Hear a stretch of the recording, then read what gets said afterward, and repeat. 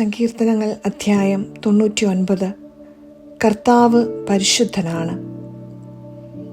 കർത്താവ് വാഴുന്നു, ജനതകൾ വിറകൊള്ളട്ടെ. അവിടുന്ന് കെരൂബുകളുടെ മേൽ സിംഹാസനസ്ഥനായിരിക്കുന്നു, ഭൂമി കുലുങ്ങട്ടെ. കർത്താവ് സിയോനിൽ വലിയവനാണ്, അവിടുന്ന് സകല ജനതകളുടെയും മേൽ ഉന്നതനാണ്. അവിടുത്തെ മഹത്വവും ഭീതിജനകവുമായ നാമത്തെ അവർ സ്തുതിക്കട്ടെ. അവിടുന്ന് പരിശുദ്ധനാണ്.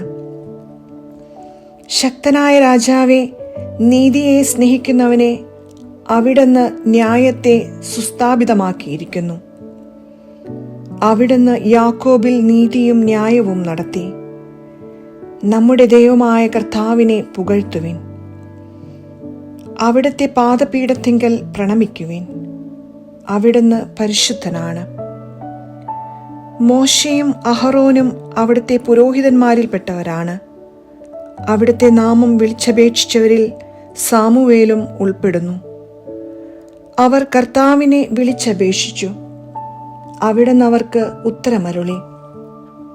മേഘസ്തംഭത്തിൽ നിന്ന് അവിടുന്ന് അവരോട് സംസാരിച്ചു. അവർ അവിടുത്തെ കൽപ്പനകളും ചട്ടങ്ങളും അനുസരിച്ചു. ഞങ്ങളുടെ ദൈവമായ കർത്താവേ, അങ്ങ് അവർക്ക് ഉത്തരമരുളി.